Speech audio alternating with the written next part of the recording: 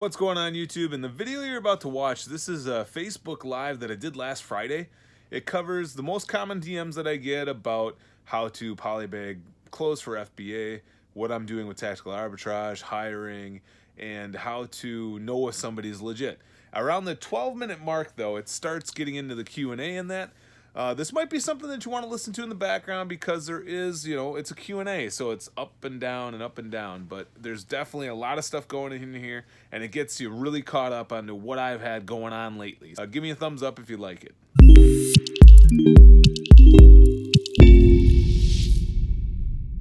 I've been doing everything through my cell phone because we don't have internet in this lovely place. The cell phone company is starting to throttle me. If anybody has any questions that's popping in here, please let me know down below. Let's get started. How did I get started? I got started when I found my old Nintendo Game Boy, like the old see-through original one.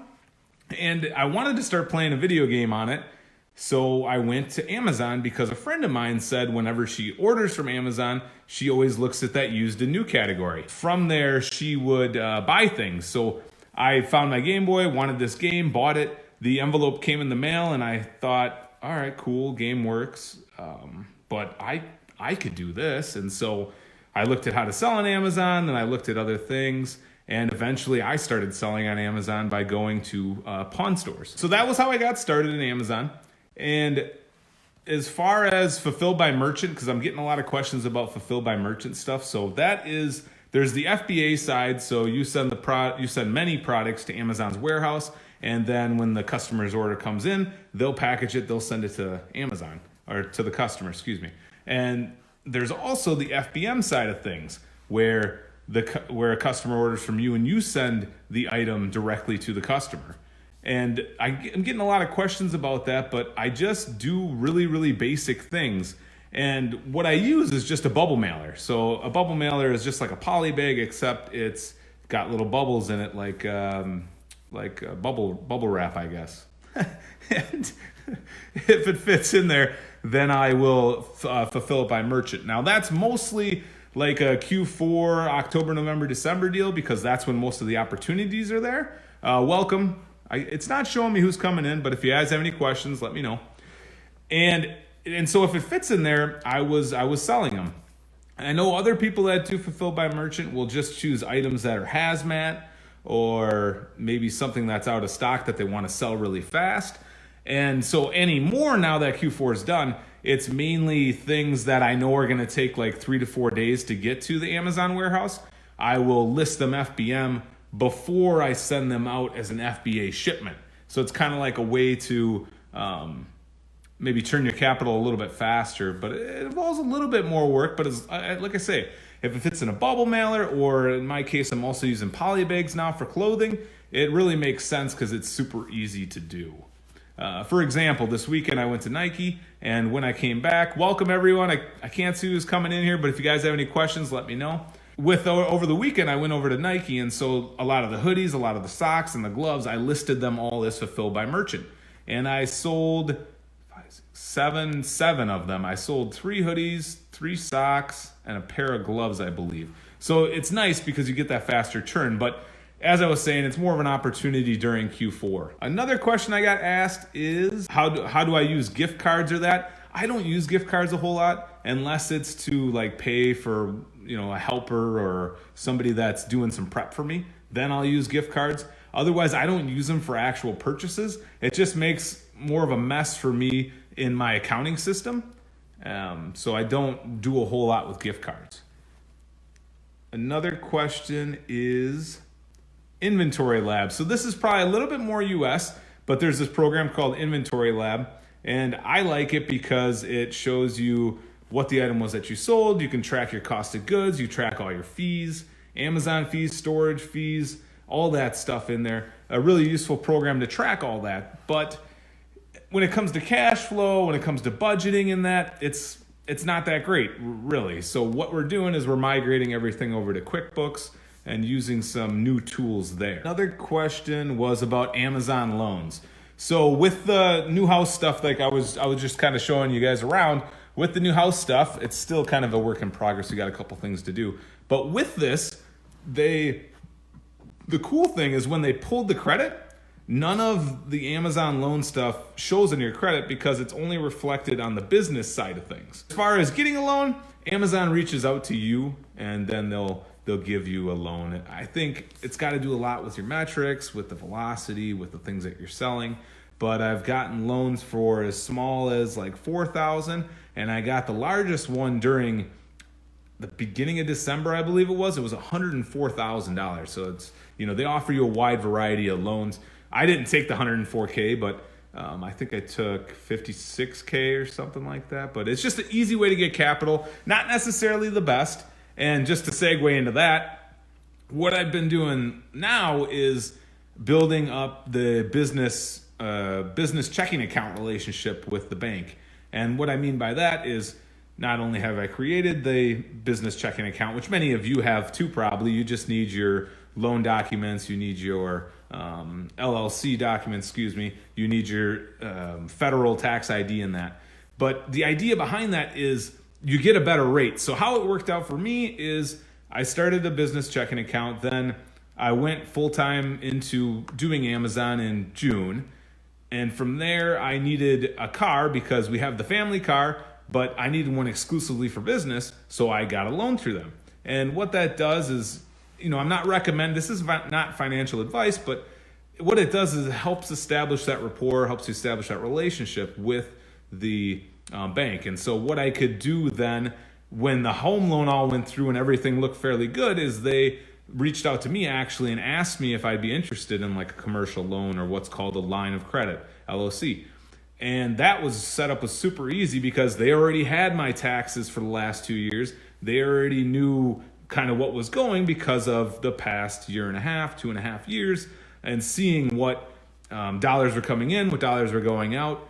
And I was able to get that line of credit for $15,000. But the reason I'm saying this is because an Amazon loan, I want to say anywhere from like 9 to 15, 17%ish, whereas this line of credit, is it goes off of the prime rate, so it's 4.75%. So although it's a small line of credit, it's still going to be awesome because I know other people I've seen. They actually talked to me when I was talking about the process on Instagram and on Facebook. And they said that they showed me some of their details and they have like lines of credit for 80K, for 140K and all that. So basically want to build up to that point. And I'm not saying that credit cards are a bad thing. It's a great way to get started. It's the way I got started. But again, it's not financial advice, but there's always that risk that, you may not make a payment or something and have to deal with that interest. Or it could be the 0% is just an introductory thing and you're done after that. So that's enough about loans and lines of credit and that. Let's talk about, So I'm constantly getting this question, like, how do I know if somebody is legit? Well, anybody that I recommend or talked about, of course, I'm going to stand behind those people. And at the same respect, just look at the actions that they're taking. Do you see them attending, trade shows, or do you see them talking about their Amazon sales, maybe working with virtual assistants, or maybe they're in the retail arbitrage space and they're going to retail stores. They're putting in that work there. So just look at the actions that people are doing. And again, if it's anybody that I've ever talked about, I would recommend them just for that reason of having that it's actually something I've used. And let's go ahead and talk about how to label clothing. So one of the questions was asked with FBA items, how do you process the clothing for FBA? It's really simple. You got to, just like with any of the other FBA, scratch off the existing sticker, put something over the barcode or somehow remove it, but you still have the item tag, of course, for authenticity purposes. And then you simply polybag the item, and I will put the FN SKU on the item just like you would with anything else. So it's not a whole lot different with doing toys. It's just you have that extra step of polybagging the item. And that's a lot to do with moisture and with shipping it, so it just stays nice and tidy. And I actually do that with the FBM items too. What else do we have here? QuickBooks. Do I still use QuickBooks? Yes, still. And as I was saying earlier, with the getting away from Inventory Lab and getting in QuickBooks, it's all kind of headed that direction because, again, I can see more of the financials and have a deeper understanding into kind of how every area in the business is performing. If you guys have any questions, let me know down below. Really, really quiet. It might be on my end because I think my cell phone company is throttling me. In terms of hiring virtual assistants, I mainly use 2 Facebook groups, but there is a person in our group here who also does virtual assistant training, and her name is, there she is. It is Sophie. There we go. So she can help you out there. Otherwise, when I'm running a test and looking to hire these people, it's based on the results that they're making. So, for example, I'll run a test. The first day, we'll show you how to calculate the FBA fee. We'll show you how to find the website URLs, the ASINs, and then day 2, you're actually going to go out and you're actually going to look for some products. You're actually going to find some products. So it's a results-driven process, but it all starts even before that in determining, can this person understand a written direction correctly? So, for example, the application will have the qualifications and what we're looking for and kind of the person that's the best suited for this. But then somewhere in the middle, it'll have something such as, in the first word of your application, please include something about, what you had for breakfast. Hey, Adam, what's up, man? For some reason, you are the first person, even though I've seen the live number jump as high as 4, that's actually came in here. If you have any questions, though, let me know. I'm pretty much through all mine. I'm on one of the second to last ones, I believe. So just let me know. Hey. But as far as that, you have that little key phrase there in the middle of the application so that person will have what they had for breakfast or whatever you choose as that first word. And so it not only shows that the person was, read the application fully, but also that they understand okay, so Adam's having trouble too, and it's not updating. Okay, good deal, because I'm barely seeing, I don't see any chat except what you just said. Okay, now some of the chat's coming in. Good deal. Okay, just to finish up the VA answer, with that application and with that, then you'll be able to tell that the person understands written direction and more so that they read it completely. So that just shows that, because that's going to be the primary mode that you're communicating with them. If you're communicating with them via video, then you may want to video interview them. So that's what I did when I hired an accountant. I wanted somebody that was doing video. Well, Brad asks, knowing what you know now, what's something you wish you would have done earlier in your Amazon journey? I'm going to go with the first thing that comes to mind. It may not be like the most mind-blowing thing, but it would be establishing a business bank account. And why I say that is because when you get Amazon loans offered to you, they're great, and they're easy to apply for. The interest rate, however, is typically 9 to 15, 9 to 18%. However, now working more with the bank here and establishing kind of, hey, this is how it works. And you can see my dollars, they're here, they're there. Now I have a line of credit with the bank, and it's not much, it's $15,000, but it's at the prime rate, the U.S. Federal Reserve prime rate of 4.75%. So that's pretty cool because I can just keep turning that capital like crazy. So I guess at the start of my Amazon journey, I would have set it up all as a business. I would have got a business account right away and just started establishing that relationship. But I didn't really, think much about that. I just, let's flip some products. Wasn't thinking so much long term. Adam asks, how many VAs do you have right now, and how many of them are sourcing VAs? All right, so I haven't given many updates on this at all. So at the beginning of this year, I had 8, and 5 were sourcing. And we ran all the results, and I mean, all right, what is the results from this virtual assistant, this manual sourcing, tactical arbitrage. And we axed tactical arbitrage. Now, some of you may think that's ridiculous, but we weren't seeing those results. So, that's just me saying that. I'm not saying that other people aren't getting results from tactical arbitrage, but we completely axed it. So what we did is we moved over those 2 VAs. So there was 5 sourcing VAs. We moved the 2 tactical arbitrage ones to manual sourcing. And we trained them and showed them how to do the job, and went about 2-3 weeks. And the ones was really picking it up, but the other was still struggling a little bit. So we did cross training, and we cross trained with another another VA, excuse me. And they still weren't quite getting it. So how we changed the pay structure was, it was more results driven. So the idea was, you got to have a minimum of like at least 6 winners a day in order, to get paid. And so that one VA, because she was struggling so much, eventually, she's in a standby mode right now, if you will. Not saying that, she doesn't do an awesome job or whatever. It's just, since we changed it, we went that direction. So now I have 4 sourcing virtual assistants, and then I have 1 reviewing virtual assistant. That makes 6. There we go. And then 1 team leader. And recently, around that same time as we were switching the sourcing up, I also have an accountant VA now too. So we're back up to, I think that equals 7 or 8. Dang it.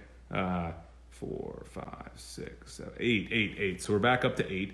Now what we're doing is we're trying to migrate to, we're migrating, actually, we're not trying to pay by winner purchased. So now we're running into a couple snags, but it looks like it's going to work out. But right now there is the 8 virtual assistants.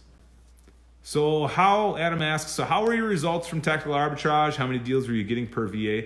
So there's a lot of noise. It may have been the method I was scanning with. It may have been something else with the software, but we gave it a good try. We used tactical arbitrage for right around a year to 14 months. And what we would have, Adam, is we would have spreadsheets with about 300 rows in them. And out of those spreadsheets, we would find maybe like 2 to 5 winners.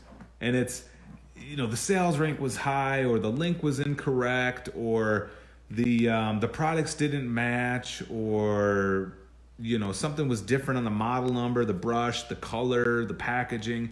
And so that's why we were getting such a low number. And then when we looked at, like, say, the Keeper or what have you, to see how many sales were coming in per month in that, we would want at least about 5 per month. And so some of them would filter out there. So we were getting maybe a 1% rate on those. So, when the VA takes their time and they're looking through 300 rows and they find that 5 to 7 or whatever, and then you narrow it down farther and you're getting like 3, it was a little bit rough. So we were getting about a 1% winner rate on the tactical arbitrage stuff. And again, this is all US, so it might be a little bit different for you. But one of the key things, though, we did with tactical arbitrage is we would put the items that came in as scans, we would put them to, I think it's called, what is the name of that folder? I don't even remember what it's called. Shoot. It's a folder that you can basically reference, and by doing that, tactical arbitrage won't look at those results again. So that was one of the keys that initially upped that ratio, and that was probably about the middle of that year to 14 month time frame. And then we were still running it and all that, and the virtual assistants were running it. But again, it was so low, because what happened from there, and this is what made it go bye-bye, and again, this is totally from my perspective, I could have totally been doing something wrong, is when I looked and I ran the profit per virtual assistant, I probably wouldn't show you it because it's personal, but I can definitely look it up, like the hard numbers right here. It was not good. It was like $14 or $80 profit with a $300 wage. So, really, really bad. I can't find it right now, but it was seriously like that low. It was super low. And I'm like, you know what? The results from the manual sourcing, $500, $400, some little bit lower, like $250. So you're in the hole a little bit when you give them a $300 wage, but at least I could, I could see more of the light at the end of the tunnel with that. Yeah, it's not giving me the spreadsheet, but I'm being very serious. It was like $14 or $40 or $60 maybe profit. So it was awful with a $300 wage. Ugh. You're getting from 3 to 8% winner rate. Okay, that's pretty good. That's pretty good. And like I say, it might be me because maybe I didn't know what I was doing, but I mean, we axed it. So November 1st is when we ended it. So to analyze deals, are you using Kev's spreadsheet or are your VAs manually checking every deal from TA? Yeah, we would use Kev's the tactical arbitrage spreadsheet. We'd import the results and then, it helped filter it out really good with the margin, with the ROI, with all that, with the sales rank. And then they would look through that essentially. And Adam's saying, yes, that's definitely a trade-off, man. When you're a business owner, I mean, I can go to the cheese place over there and I know I'm going to get the best cheese. It's going to be the best service and all that because it's the business owner running it. Whereas when you do hire other people, because Adam's comment here is, the VAs aren't going to have quite the results that you are. But, like I think Kev said it before, but, you can always be the 100%. But if somebody can do like 80%, 75%, hey, it's still something. And I'm sure that's your mindset too, but that's very true. It's very true that the results probably won't be exactly the same. But as I was saying with that example with like a small business that you go to, maybe not cheese, we'll just use a restaurant. There's a restaurant over in the big city and I know this guy preps all the food. This guy makes sure that everything, gets cooked well. He's overseeing the entire process and I know I can get the best food there. But, he's always trading his time for money. So he's constantly there. He actually reminds me of Mr. Rogers if you ever met Mr. Rogers. But, I mean, his food is amazing. Whereas at the same time, if he, puts a little more trust, trains some employees, creates some procedures and that like we all do, then even if it is 85%, that fish fry on Friday is still going to be amazing.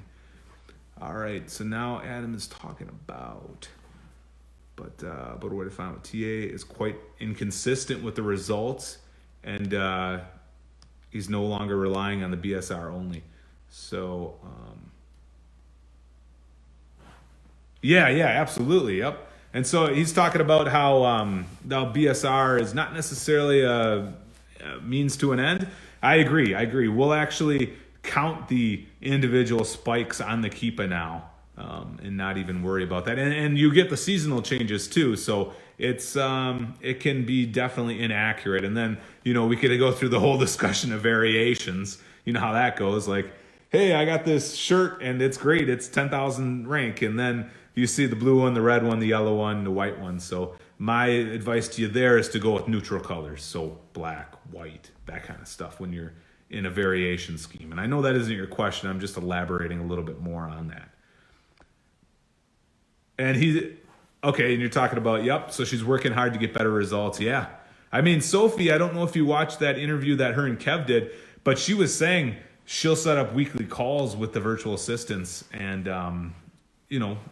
give them feedback because you don't want to just give them feedback when they're doing a bad job. You also want to give them feedback when they're doing a great job. Okay, so you're not even using the spikes on the BSR anymore. Okay, I guess I feel you there too. I mean, I'll do like a test order or something, and there's those things too where it may not even show up on the Keepa for whatever reason. So are you, I guess, Adam, are you kind of doing the same then? Are you just kind of testing the waters, Like, say you got this 250,000 ranked toy and it's selling at $39, but bad example, but let's say you get it at $8 and you're going to list it for $34, not to encourage that kind of behavior, but the market's always right, guys. So I guess, are you saying that it's kind of that scenario where maybe the market's just priced a little too high and you're going to, make still great profit by dipping it a little bit lower and increasing that BR, or just it's straight out unreliable? Okay, sure. So it looks like it's a mixture of that. And then Also talking about the chatting with Sophie. Yeah, absolutely. Absolutely. I've been working pretty intensely with the virtual assistants lately because, as I was saying earlier, we're going from a pay 6 winner minimum to meet your daily wage, and we're moving to a pay per winner actual purchased. So there's been a lot more discussions, and we moved to a shared spreadsheet now where everybody can see everybody's results, and using some of those things where if you source the same thing that somebody else has, it deletes it out or marks it out, and does all that too. Sure, if I'll go. Okay, so yeah, so exactly. He's saying that if he's unsure of a product, he will go in like 1 to 2 units. And so yeah, we're doing the same. And it's not only those scenarios where maybe the market won't support that price. It's also scenarios where there is no FBAs, or it's just high because, and you want to kind of feel it out or whatever. Because I know like a 15,000 in video games sells like crazy, and a 10,000 in toys sells like crazy, whereas a 10,000, well, maybe not 10,000, maybe like 25,000 in pets, pretty slow. He did try the paper deal, and honestly, it didn't work as good as I thought, really. Okay, well, that's good advice. I appreciate that. I mean, we're running the trial right now. I think we're on like day 10 or maybe day 11 of it. And yeah, it's about establishing like, okay, well, I don't know if you want to use the word rate or what, but what are you going to do? $1.50 a winner that's purchased, or $2 or what have you? Because I can see how people may be driven a little bit more to maybe cut the corners, or maybe like find a product that is from a list or something. So I could see some of that happening. So what is the main category that I'm selling in, or am I evenly spread across all categories? No, not really. I mean, the ones that I lack really are food, health, sporting goods. What else don't we sell a lot of? We don't sell a lot of electronics. I mean, other than, well, video games though, but electronic devices and that. No big appliances, nothing that. So those are kind of the ones we don't really sell in, but the ones that we do sell in, clothes, toys. Toys has been bigger because as I move into more wholesale stuff, I'm finding these outlets, I'm finding these customer outlets, I guess you would say, of the big brand that sell to the public. So there's been a lot more toys, which wasn't in the past. Beauty it's kind of comes and goes, but it's probably a little bit bigger now. I'd like to do a little bit more with that. Aside from that, though, there's little sprinklings of everything else. We do get some video games. You do get like school supplies. You do get some home stuff, some garden stuff, some replacement water filters, stuff like that. But like I say, kind of the focus is probably the clothing, the toys, the beauty, kind of mainly. What are your 2 biggest business goals for this year? Okay, yeah, maybe that's a good question that we can kind of top her off. But what I did this year was different. And it was funny because I honestly, Kev, if you watch this on the replay, I did not see your video. But I actually did it very similar to Kev, just, again, out of pure coincidence. So what I have is 3 main goals, and I know you're asking about the 2 big ones, but just to, hey, actually I got this right here, is I just broke it down into 3 main goals, and those are, and they're gonna sound kind of flowery, guys. I open to the creation of processes that allow me freedom.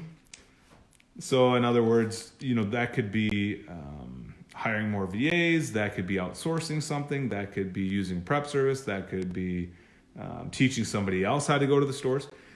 Also, the second one, I allow the perfect employee to join the team that is in the best and highest good of the business. So again, bear with me, I just worded them as such. That's going along the lines of actually having a physical employee doing the prep for me. So I'm in the process of getting a warehouse, and I got to actually fill out the application after this. And the third goal is I allow the business to operate profitably and efficiently. So that's talking about doing maybe this paid per winner structure, getting the accountant in there, figuring out budgets, figuring out dollars, cash flow, what areas of the business are profitable, all that. So with those 3 goals, then I'm leaving it open and there's like 26 objectives or 22 objectives. And so some of those include only doing half as much retail arbitrage, traveling 3 to 7 days a quarter, possibly, looking at this employee for the prep, having the online arbitrage team at 2 times the return on investment that they are right now. Also increasing my net profit margin. And so these objectives are the part where, I almost lost you there, are the part where there are the specific measurable things in it. But it's going to sound kind of poor, but I don't want to say care, but I don't mind the path it takes to get those 3 major goals. If you guys want to comment down with your goals, or Adam, what goals do you have set up for this year? Adam says he's doing probably about 40% grocery, damn, and 35% of beauty. The rest is mixed. So 75% of your business is between grocery and beauty. That's awesome. See, the thing that I love about beauty, and I don't want to, there's no real thing such as saturation, but the items are so small, and you can get like this concealer that's, eye big and it's $40, or this eyebrow pen, mascara, all these things that are really, really small, and sometimes you find some amazing stuff. The size of the warehouse I'm looking at is 1,000 square feet. Adam says he has a 650 square foot, and it already feels way too small. Yes. Initially, I think it was an 850 square foot one that I was looking at, or that was one of the available units. But after talking with Kevin, he's like, yeah, you're going to want to start at 1,000 square feet in that. So we're trying to start at 1,000. But the nice part is in the, when I moved and all that crap, I had, I think it was 550 or no, 450. It's between 350. It's between 350 and 450, I believe, square feet. And now the room downstairs, I haven't calculated it, but I'm guessing it's about 550 to 6. No, it's got to be 500 to 550. So it's been nice here, but again, I want to get to the warehouse because Mama doesn't want somebody in the house as far as having an employee, and I can kind of understand that, and at the same time, kind of struggle with that a little bit, but you got to find a middle ground. You know how it is with being in a relationship and such. All right, Adam's biggest goal for the year is to make 250 pounds, or about $320K in dollars USD, in sales this Q4 while doing nothing. That's awesome, man. I'm excited for you, brother. Anybody else out of the other 4 people that are here in the live have any goals they would like to share? That's so awesome, man. I'm excited for you, man. That's a good goal. That's a really good goal. Yeah, I'm kind of, like I say, now that I have I'm going to use the word flowery goals. It's just those main 3 pillars, it's kind of like filtering out there. So like right now, as far as processes that allow me freedom, I'm looking at when my son goes to school in September, and maybe instead of attending a full day of pre-K, he would attend a 4-hour day, and then we would just have fun. We would, build crafts. We would go out hiking. We would see different bluffs, different lakes, different falls, go to events at the library and the art museum during the day, and take place in all those things just for, good memories. Because when I think of freedom, like that's what freedom means. And basically like doing what I want, when I want, how I want, with who I want. So not to get too far off track. That's why I left them open, but that's at the same respect why I'm slightly waffling here. So I'm trying to figure out a little bit of the direction, but at the same time, I am making progress. Yeah, Adam, let me know, man. Let's get on a call, buddy. And like I say to anybody else that has any questions, let me know. If you didn't get to ask me them directly here and you're watching this on the replay, go ahead and comment down below and I can answer them. I don't have any closing remarks, but to kind of summarize what we talked about, in the beginning, I was answering the questions about how I got started, the Fulfilled by Merchant and my strategy, also how to label clothes for FBA, the gift cards, how I use gift cards. Also, I was talking about Inventory Lab and the migration more towards QuickBooks, Amazon loans and dealing with the bank. We talked about the goals. How to know if somebody's legit, because I constantly get that question. And again, it's as simple as what kind of actions are they taking? Trust your gut. If it's somebody I've recommended before, you can trust them. And then we answered some questions here about the goals I had, some of your goals, which I'm excited for you guys because it's still February. You can still crank on them. The BSR situation. Then we dug a little bit into tactical arbitrage. I don't know. I know that can be kind of dicey with some people because, again, I'm not saying it's terrible. It just wasn't for me. And so that's kind of a recap. Appreciate everybody for showing up today. He was kind of feeling a bit trapped when working from home, so getting a warehouse felt much better. Oh, I bet, man. It's a physical barrier. Like, you can't be like, dang it, I just put the kids to sleep. I know you don't have kids, but if you had kids, dang it, I just put the kids to sleep and I should probably go work now. Yeah, there's no longer that pressure that the work is right here, that it's right in your home. I did find one that I forgot to answer. It was a receipt scanner. So actually, I have it right next to me because I just got it at Sam's Club and I haven't set it up yet, but I did charge it today. I got it at Sam's Club for, I think it was $120, and it's a Epson Workforce. And so this thing comes with free software, but more importantly, the software will let it export the data to QuickBooks or Excel. And so that was the key selling point for me, was Excel, because right now the virtual assistants will type it up, and I'll get the individual COGS for those items through that and enter the M SKU, put all that data in there. But now with this, it can just go straight there. All right, guys. Well, I don't see any more questions. I do appreciate you kind of leading the discussion here, Adam, kind of asking me questions. And let's get together, man. Let's do something soon, buddy. Take care, guys.